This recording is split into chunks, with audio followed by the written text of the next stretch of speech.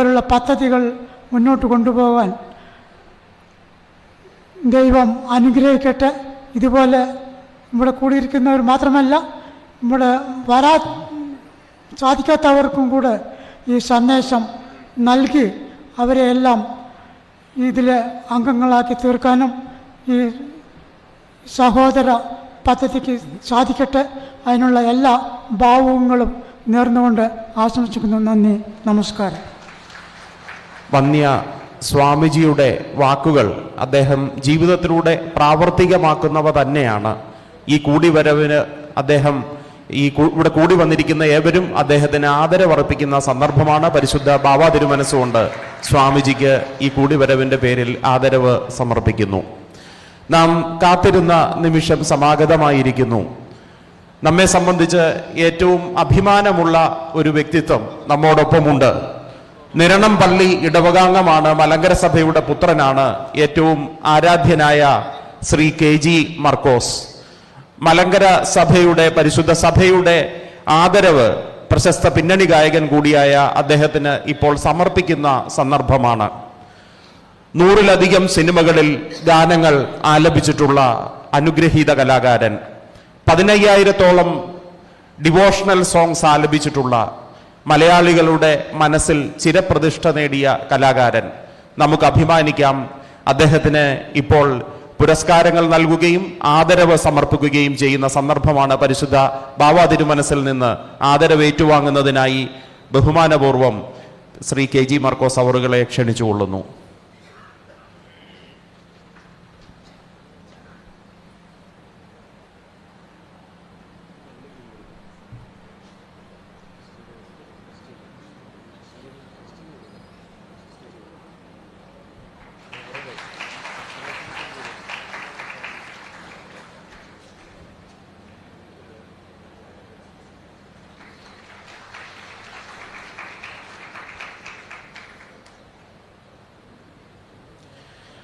അടുത്തതായി ആദരണീയനായ ശ്രീ KG മർക്കോസിന്റെ മറുപടി പ്രസംഗമാണ്. ഇവിടെ കൂടിയിരിക്കുന്ന ഏവരുടെയും മനസ്സിലുള്ള ഒരു ആഗ്രഹം, ഒരു അഭ്യർത്ഥനയായി അദ്ദേഹത്തിന്റെ മുമ്പിൽ വെക്കുകയാണ്. ഞങ്ങൾക്ക് വേണ്ടി ഒരു ഗാനം ആലപിക്കണമെന്ന് ഇവിടെ കൂടിയിരിക്കുന്ന ഏവരും ആഗ്രഹിക്കുന്നു.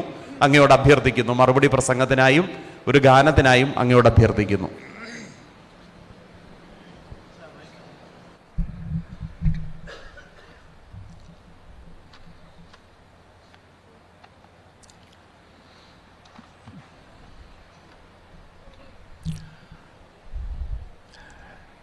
ഇന്നത്തെ ഈ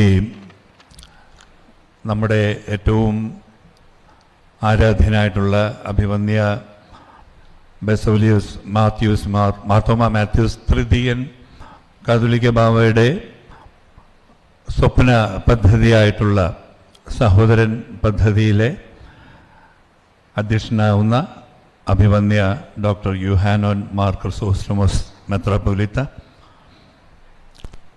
ഏറ്റവും പ്രിയപ്പെട്ട പരിശുദ്ധ ബസേലിയോസ് മാർത്തോമ മാത്യൂസ് തൃതീയൻ കാതോലിക്ക ബാവ, മുഖ്യ പ്രഭാഷണം നടത്തിയ അഭിവന്യ ഡോക്ടർ യുയാക്കീം മാർ കൂർലോസ് അഫ്രഗൻ മെത്രാപ്പൊലീത്ത, അനുഗ്രഹ സന്ദേശം നൽകിയ അഭിവന്യ ഡോക്ടർ തോമസ് മാർ കൂർലോസ് മെത്രാപ്പൊലീത്ത,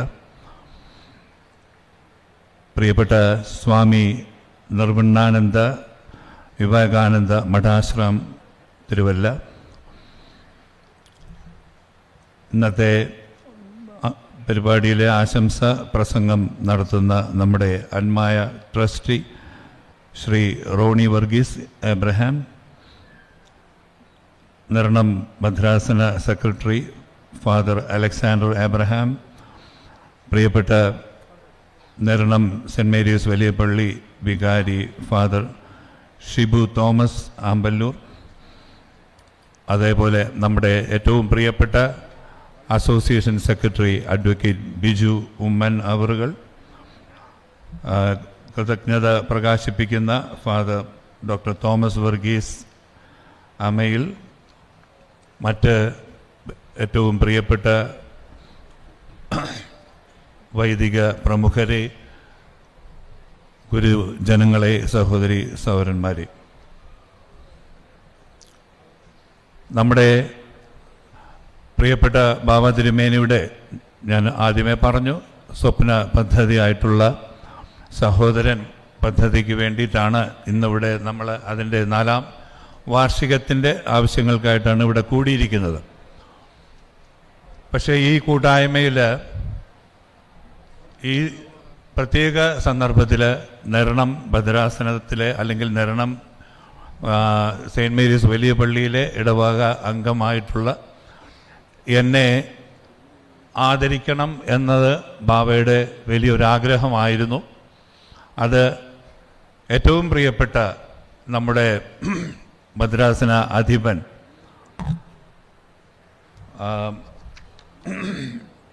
നമ്മുടെ പ്രിയപ്പെട്ട യുഹാനോൻ മോർ ക്രിസോസ്റ്റമോസ് തിരുമേനി എന്നെ വിളിച്ചറിയിക്കുമ്പോൾ എനിക്ക് ഒരുപാട് സന്തോഷം തോന്നി. കാരണം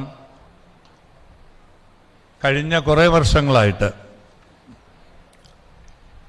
പ്രിയപ്പെട്ട പരിശുദ്ധ ബെസേലിയോസ് മാർത്തോമ മാത്യൂസ് ദ്വിതീയൻ കാത്തോലിക്ക ബാവ ഉണ്ടായിരുന്ന സമയത്ത്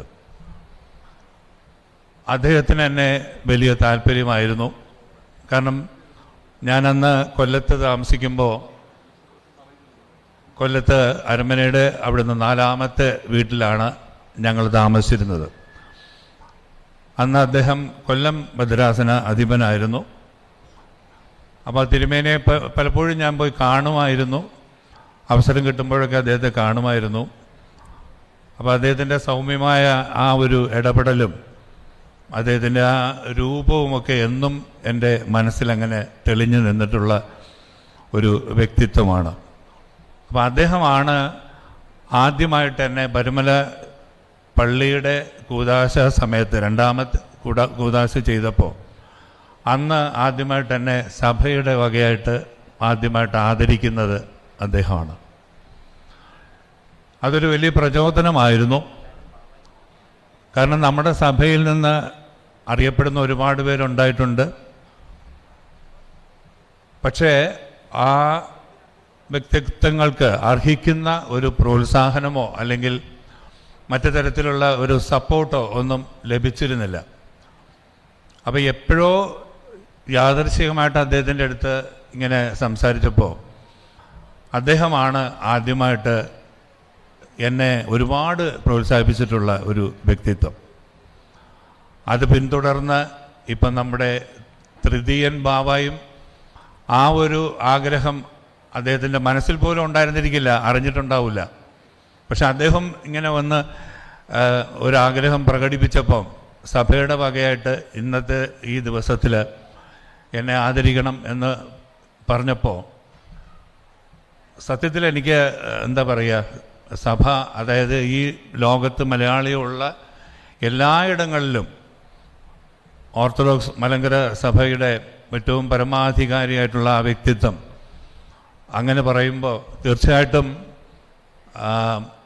മനസ്സ് നിറഞ്ഞ് തുളുമ്പുകയാണ്. ഇതൊരു വലിയൊരു അംഗീകാരമായിട്ടാണ് ഞാൻ കരുതുന്നത്. കാരണം ഞാൻ ഈ രംഗത്ത് വന്നിട്ട് 47 വർഷമായി. 18-19 വയസ്സിൽ ആഗ്രഹത്തിൻ്റെ പേരിൽ ഞാൻ ഇറങ്ങിത്തിരിച്ചതാണ്. പക്ഷെ ദൈവത്തിൻ്റെ പ്രതിപുരുഷന്മാരുടെ ഒരു കുടുംബത്തിലാണ് ഞാൻ ജനിച്ചത്.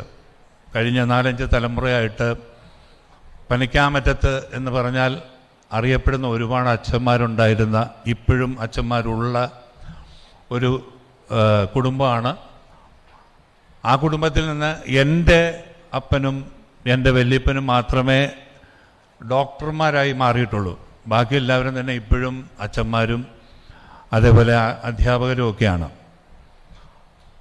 അപ്പോൾ ആ ഒരു ദൈവാധീനം ആയിരിക്കാം ഒരു പക്ഷേ ഞാൻ ഇന്ന് ഈ നിലയിലേക്ക് ഉയർന്നു വരുവാൻ ഇടയാക്കിയതെന്ന് ഞാൻ വിശ്വസിക്കുകയാണ്. കാരണം ഇവരൊക്കെ തരുന്ന സ്നേഹം കാണുമ്പോൾ ഞാൻ സത്യമായിട്ട് പറയുകയാണ്, എനിക്കിപ്പം കിട്ടുന്ന ആ ഒരു സ്നേഹം അത് അച്ഛന്മാരിൽ നിന്നോ അല്ലെങ്കിൽ പിതാക്കന്മാരിൽ നിന്നോ ഒന്നുമല്ല, സാധാരണ ജനങ്ങളിൽ നിന്ന് കിട്ടുന്ന ആ ഒരു സ്നേഹം കാണുമ്പോൾ സത്യത്തിലൊന്ന് എന്താ പറയുക, എനിക്കതിൻ്റെ ഒരു പറയാനൊരു വാക്കില്ല. കാരണം യേശുദാസിനൊക്കെ കാണുന്ന പോലെയാണ് അവരെന്നെ കാണുന്നത്. കാരണം അദ്ദേഹം അതുപോലൊരു വ്യക്തിത്വമാണ്. പക്ഷെ അതിൻ്റെ ഒന്നും ഒരു 10-ലൊന്നോ 100-ലൊന്നോ ഒരംശം എനിക്കില്ല. എങ്കിൽ പോലും എനിക്ക് തരുന്ന അല്ലെങ്കിൽ എനിക്ക് ലഭിക്കുന്ന ആ ഒരു പേര് അല്ലെങ്കിൽ ആ ഒരു എന്നോട് കാണിക്കുന്ന ആ ഒരു വികാരം, അത് ഭയങ്കര ആത്മാർത്ഥമായിട്ടുള്ള വികാരമായിട്ടാണ് എനിക്ക് തോന്നിയിട്ടുള്ളത്. അതുകൊണ്ട് തന്നെയാണ് ഞാൻ ഈ രംഗത്ത് കൂടുതലായിട്ട് പരിശ്രമിച്ചതും. കാരണം എല്ലാവരും പാടും, ജനിച്ചു വീഴുന്ന 90-95% കുട്ടികളും പാടും. ഇന്നിപ്പം നമുക്ക് കാണാം, എവിടെ നോക്കിയാലും പാട്ടുകാരെ മുട്ടിയിട്ട് നടക്കാൻ വയ്യാത്ത സ്ഥിതിയാണ്. പണ്ട് അങ്ങനെയല്ലായിരുന്നു. പണ്ട് അർഹിക്കുന്നവർ മാത്രമേ ആ പാത്രം, കലാകാരനെന്ന് മാത്രമല്ല ഏത് പാത്രവും, ഡോക്ടറായാലും കലാകാരനായാലും സ്പോർട്സ്മാനായാലും അധ്യാപകനാണേലും ഏത് രംഗത്താണേലും അത് അർഹിക്കുന്നവന് മാത്രമേ കിട്ടിയിരുന്നുള്ളൂ. ഇന്നിപ്പോൾ അങ്ങനെയല്ല. കാരണം സോഷ്യൽ മീഡിയ എന്ന് പറയുന്നത് അത്രയ്ക്കും വിപുലമാണ്. ഒരു മൊബൈൽ ഫോൺ ഉണ്ടെങ്കിൽ നമുക്ക് ഇപ്പോൾ ഈ നിമിഷം ഇവിടെ ഇരുന്ന് പാടി അല്ലെങ്കിൽ എന്തെങ്കിലും നമ്മുടേതായ ഒരു കൃതി ഇട്ട് കഴിഞ്ഞാൽ അടുത്ത മിനിറ്റിൽ അത് അമേരിക്കയിൽ കിട്ടും, അല്ലെങ്കിൽ ചന്ദ്രന് കിട്ടുമെങ്കിൽ ചന്ദ്രന് കിട്ടും. അപ്പോൾ ആ ഒരു സോഷ്യൽ മീഡിയയുടെ ഒരു ഇമ്പാക്റ്റ് ഇന്ന് വന്നപ്പോൾ എല്ലാവരും കലാകാരന്മാരും കലാകാരികളും മറ്റു തരത്തിലുള്ള എന്താ പറയുക പ്രഗത്ഭരായിട്ടുള്ള ആൾക്കാരൊക്കെ ആയിട്ട് മാറി. ഇത് ഒരുപാട് നല്ലതുമാണ്. കാരണം ഒരുപാട് പേരെ നമുക്ക് കണ്ടെത്താൻ സാധിക്കും, ഒരുപാട് പേരുടെ കഴിവുകൾ നമുക്ക് പ്രോത്സാഹിപ്പിക്കാൻ സാധിക്കും, ഒക്കെ ശരിയാണ്. പക്ഷേ അത് അർഹിക്കുന്നിടത്തല്ലെങ്കിൽ ഈ പറഞ്ഞതുപോലെ വെറുതെ ആയിപ്പോവും. അപ്പം ഞാനത് ഈ പറഞ്ഞതുപോലെ ഒരു ദിവസം ഏകദേശം 8-10 മണിക്കൂർ വരെയും ഒക്കെ കണ്ടിന്യൂസ് ആയിട്ട് പാടുന്ന ഒരു രീതി ഉണ്ടായിരുന്നു ഞാനൊക്കെ വന്ന സമയത്ത്. കാരണം എന്നാലേ നമുക്ക് പിടിച്ചു നിൽക്കാൻ സാധിക്കുള്ളായിരുന്നു. അങ്ങനെ പാടി പാടി പാടി ആ തൊണ്ടയുടെ ഒരു സഞ്ചാരം, ശബ്ദത്തിൻ്റെ ഒരു സഞ്ചാരം നമ്മുടെ കയ്യിൽ എത്തിച്ചപ്പോഴാണ് നമ്മൾ എന്തെങ്കിലും ഒന്നായി എന്ന് തോന്നിയത്. അതുവരെ ഈ പറഞ്ഞ പോലെ ഒരുപാട് കഷ്ടപ്പെട്ടിട്ടുണ്ട്. അത് കഷ്ടപ്പെട്ടാലേ എന്തെങ്കിലും ആകൂ. നമ്മൾ ഏത് രംഗത്തും കഷ്ടപ്പെട്ടാലേ ആകൂ. ഇന്നിപ്പോൾ വയസ്സ് 69 ആവുകയാണ്. അപ്പോൾ ഇത്രയും നാൾ ഈ രംഗത്ത് പിടിച്ചു നിൽക്കാനായിട്ട് സാധിച്ചത് ഈ ഒരു പരിശ്രമവും ദൈവത്തിൻ്റെ അനുഗ്രഹവും നിങ്ങളെപ്പോലുള്ളവരുടെ പ്രാർത്ഥനയും കൊണ്ട് മാത്രമാണ്. ഇപ്പം ഇത്രയും പാട്ടൊക്കെ പാടി, ഇപ്പോഴും പാടിക്കൊണ്ടിരിക്കുന്നു. ഇന്നലെയും പാടി. ഇനിയിപ്പോൾ വ്യാഴാഴ്ച ഒരു പാട്ട് പാടാനുണ്ട്. അപ്പം ഇങ്ങനെ പാടുന്നു. അപ്പോൾ ആ പാടുന്നു എന്നുള്ളത് മാത്രമല്ല, അതിനു വേണ്ടി നമ്മൾ ഒരു സമയം കണ്ടെത്തി, അല്ലെങ്കിൽ അതിനു വേണ്ടി എങ്ങനെ ആ പാട്ട് നന്നാക്കി എടുക്കാം, അല്ലെങ്കിൽ എന്നെക്കൊണ്ട് എങ്ങനെ ആ രംഗത്ത് എന്തെങ്കിലും സംഭാവന കൊടുക്കാം എന്ന് ഉള്ളൊരു ചിന്ത കൊണ്ടാണ് ഇപ്പോഴും ഈ രംഗത്ത് നിൽക്കുന്നത്. പക്ഷേ ഇന്നിപ്പോൾ അതല്ല. പലപ്പോഴും നമുക്ക് കാണാൻ സാധിക്കുന്നത് പെട്ടെന്ന് പ്രശസ്തി, പെട്ടെന്ന് പൈസ, മറ്റു തരത്തിലുള്ള ആനുകൂല്യങ്ങളൊക്കെ കിട്ടുമ്പോഴത്തേക്കും ഇതൊക്കെ മതി എന്ന് പറയുന്ന ഒരു സമൂഹത്തെയാണ്, അല്ലെങ്കിൽ ഒരു ജനറേഷനെയാണ് നമ്മളിപ്പോൾ കാണുന്നത്. പക്ഷെ അല്ല, നന്നായിട്ട് കഷ്ടപ്പെട്ടെങ്കിൽ മാത്രമേ നമ്മുടെ പ്രയത്നം അല്ലെങ്കിൽ നമ്മുടെ എന്തെങ്കിലും കോൺട്രിബ്യൂഷൻ ഈ രംഗത്ത് ഇനിയും 10 വർഷമോ 25 വർഷമോ കഴിഞ്ഞ് ഇവിടെ ഉണ്ടാകുള്ളൂ എന്ന് നമ്മൾ മനസ്സിലാക്കാൻ വേണ്ടിയിട്ടാണ് ഞാൻ ഇത്രയും പറഞ്ഞത്. കാരണം 25 വർഷം മുമ്പ് ഞാൻ പാടിയ ഒരു പാട്ടാണ് ഇസ്രായേലിൻ നാഥനായി വാഴും ഏകദൈവം. 2000 പാടിയതാണ്. ആ പാട്ട് ഇപ്പോഴും ജനങ്ങളുടെ മനസ്സിൽ, ഇപ്പോൾ കഴിഞ്ഞ മെനിഞ്ഞാന്ന് 2 ദിവസം മുമ്പ് വരെ ഞാനത് പല വേദിയിലും പാടിയിരുന്നു. ഇപ്പോഴും പാടുന്നുണ്ട്. പ്രിയപ്പെട്ട ക്രിസോസ്റ്റമസ് തിരുമേനി പറഞ്ഞതും ആ പാട്ട് പാടണമെന്നുള്ളതാണ്. അപ്പോൾ ഒരുപാട് പാട്ട് പാടി, 10,000 ക്രിസ്ത്യൻ ഡിവോഷണൽ പാടി. പക്ഷേ ഈ പാട്ട്, അല്ലെങ്കിൽ ഇതുപോലുള്ള കുറച്ച് പാട്ടുകളുണ്ട്, പക്ഷേ ഈ പാട്ടാണ് ഏറ്റവും കൂടുതൽ ആൾക്കാർ മാർക്കോസ് എന്ന് പറയുമ്പം അറിയുന്ന, അല്ലെങ്കിൽ പാടാൻ കേൾക്കാൻ ആഗ്രഹിക്കുന്ന പാട്ടെന്ന് പറയുന്നത് ഇതാണ്. അപ്പം നമ്മൾ അത്രയ്ക്കും ആ പാട്ടിന് വേണ്ടിയിട്ടുള്ള ഒരു ഇൻപുട്ട് അന്ന് കൊടുത്തതുകൊണ്ട് മാത്രമാണ് ഇന്നിപ്പോൾ ഈ പാട്ട് ഇപ്പോഴും നിലനിൽക്കുന്നത്. അതേപോലെ തന്നെ ഞാൻ പാടിയ പാട്ടാണ് കന്നിപ്പൂമാനം പൂമാനമേ. ഇതൊക്കെ പാടിയിട്ട് 81 പാടിയതാണ് കന്നിപ്പൂമാനം, 86 പാടിയതാണ് പൂമാനമേ. അപ്പോൾ ഇതൊക്കെ നമ്മൾ അത്രയ്ക്കും ആ രംഗത്ത് ഒരുപാട് തഴയപ്പെടലൊക്കെ ഉണ്ടായിട്ടുണ്ട്. കാരണം നമുക്ക് മലയാളിക്ക് പ്രത്യേകിച്ചും ഉള്ള ഒരു അസുഖം എന്താണെന്ന് വെച്ചാൽ ഈ തവളയ്ക്ക് എണ്ണം വെക്കുക എന്ന് പറയും. ഒരു 5-6 തവളയെ പിടിച്ച് ഒരു കൂട്ടിലിട്ട് വെച്ച് കഴിഞ്ഞാൽ ഒരെണ്ണം കയറുമ്പോൾ മറ്റേനെ പിടിച്ച് താഴെ ഇടും. അപ്പോൾ ഇത് മലയാളിയുടെ ഒരു സ്വഭാവമാണ്. അപ്പം നമ്മൾ എത്ര നല്ല കഴിവുണ്ടെന്ന് പറഞ്ഞാലും അല്ലെങ്കിൽ നമ്മൾ എത്ര ബുദ്ധിമുട്ടാൻ തയ്യാറാണെന്ന് പറഞ്ഞാലും മുമ്പോട്ട് കയറ്റി വിടാൻ മടിയുള്ള ഒരുപാട് ആൾക്കാരുണ്ട് നമുക്ക് ചുറ്റും. അപ്പോൾ അതിനിടയിൽ കൂടെ വേണം ഇത്.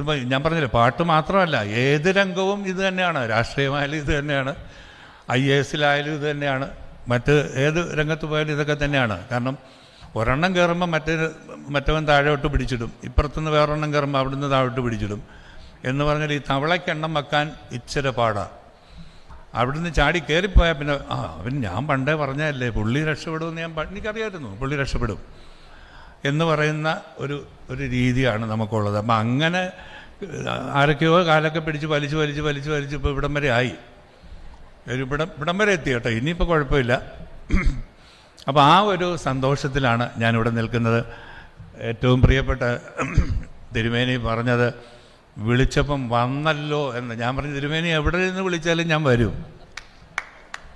അപ്പോൾ അതിനെപ്പറ്റി ഒരു സംശയവും വേണ്ട. കാരണം നമ്മുടെ സഭ എന്ന് പറയുന്നത് തീർച്ചയായിട്ടും അഭിമാനിക്കാൻ വകയുള്ളൊരു സഭയാണ്. ഒരുപാട് നല്ല നല്ല വ്യക്തിത്വങ്ങൾ ഉണ്ടായിട്ടുള്ള സഭയാണ്. അപ്പോൾ തീർച്ചയായിട്ടും നിങ്ങളെല്ലാം തരുന്ന ആ ഒരു സ്നേഹവും സന്തോഷവും ബഹുമാനവും ഒക്കെയാണ് എന്നെ എന്തെങ്കിലും ആക്കിയിട്ടുണ്ടെങ്കിൽ അതിന് ഞാൻ ഈ അവസരത്തിൽ എൻ്റെ ഹൃദയത്തിൽ നിന്നുള്ള നന്ദി ഞാൻ അറിയിക്കുകയാണ്.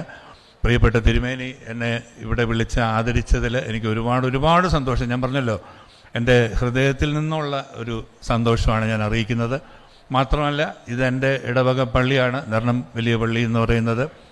ഞാൻ മരിച്ചാലും ഇവിടെ കൊണ്ടാണ് അടക്കേണ്ടത്. അപ്പോൾ അതുകൊണ്ട് എനിക്ക് ഈ പള്ളിയോ ഈ സഭയോ അല്ലെങ്കിൽ ഇവിടുത്തെ പ്രിയപ്പെട്ട അച്ഛന്മാരോ ഒന്നും മറക്കാൻ സാധിക്കാത്ത, അല്ലെങ്കിൽ ഈ സഭയിലെ അംഗങ്ങളെ മറക്കാൻ സാധിക്കാത്ത ഒരു സാഹചര്യമാണ്. അപ്പം നിങ്ങളുടെ എവരുടെയും പ്രാർത്ഥന ഇനിയും ഉണ്ടാവണം എന്ന് മാത്രം ആഗ്രഹിച്ചുകൊണ്ട് അഭ്യർത്ഥിച്ചുകൊണ്ട് എന്നെ ക്ഷണിച്ച നിങ്ങൾ ഓരോരുത്തരോടും, പ്രത്യേകിച്ച് തിരുമേനിയോട് എൻ്റെ ഹൃദയംഗമമായ നന്ദിയും സ്നേഹവും എല്ലാം അറിയിച്ചുകൊണ്ട് എൻ്റെ വാക്കുകൾ ഞാൻ ഉപസംഹരിക്കുന്നു. തിരുമേനിയുടെ ഈ സഹോദരൻ പദ്ധതിക്ക് എല്ലാവിധ പിന്തുണയും ഞാൻ ചെയ്യാവുന്ന എല്ലാ പിന്തുണയും ഞാൻ ചെയ്യും എന്ന ആ ഒരു കാര്യം കൂടി ഞാൻ ഈ അവസരത്തിൽ അറിയിക്കുകയാണ്. എന്തെങ്കിലും ഫണ്ട് റൈസിങ് പ്രോഗ്രാമായിട്ടോ അങ്ങനെ എന്തെങ്കിലും ഒരു പരിപാടി എന്നെ സമീപിക്കുകയാണെങ്കിൽ തീർച്ചയായിട്ടും ഞാനത് ചെയ്തു കൊടുക്കുന്നതായിരിക്കും. പിന്നെ ഇപ്പോൾ ഈ പറഞ്ഞല്ലോ, ഇവിടെ ഇപ്പം തിരുമേനി എന്നോട് ആവശ്യപ്പെട്ടത്, ക്രിസോസ്റ്റമസ് തിരുമേനി ആവശ്യപ്പെട്ടത് ഇസ്രായേലിൻ നാഥനാണ്. അത് ഞാൻ എൻ്റെ കയ്യിൽ കൊണ്ടുവന്നിട്ടില്ല. പ്ലേ ചെയ്താൽ ഞാൻ ട്രാക്ക് പ്ലേ ചെയ്താൽ പാടാം.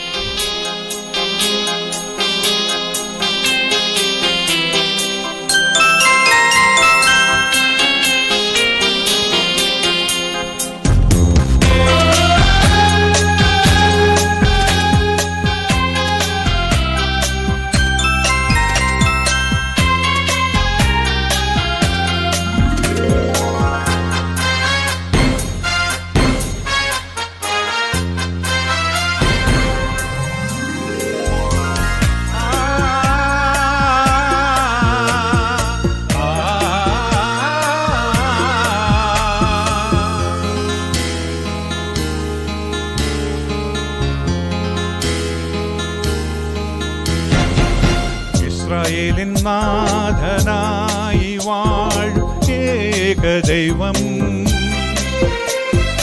സത്യജീവമാർഗമാണു ദൈവം. മർത്യനായി ഭൂമിയിൽ പിറന്നു സ്നേഹദൈവം, നിത്യജീവനേകിടുന്നു ദൈവം. അവപിതാവേ ദൈവമേ, അവിടുത്തെ രാജ്യം വരേണമേ, അങ്ങേ തിരുഹിതം ഭൂമിയിൽ എന്നെന്നും നിറവേറിടേണമേ. അവപിതാവേ ദൈവമേ, അവിടുത്തെ രാജ്യം വരേണമേ, അങ്ങേ തിരുഹിതം ഭൂമിയിൽ എന്നെന്നും നിറവേറിടേണമേ. ഇസ്രായേലിൻ നാഥനായി വാഴും ഏകദൈവം, സത്യജീവമാർഗമാണു ദൈവം.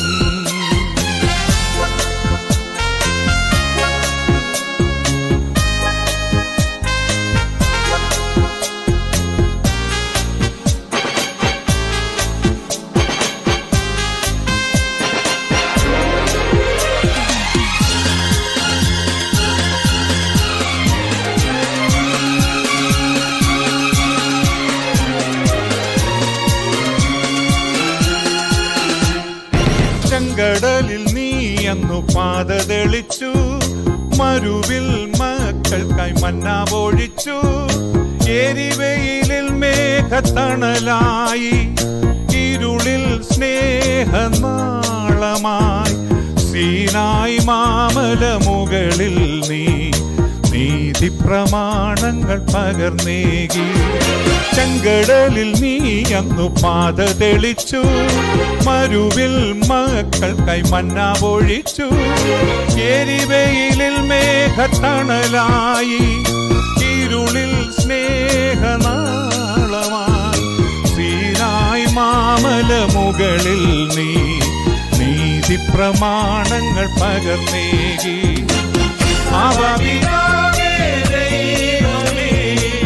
അവിടുത്തെ രാജ്യം വരേണമേ, അങ്ങേ തിരുഹിതം ഭൂമിയിൽ എന്നെന്നും നിറവേറേണമേ.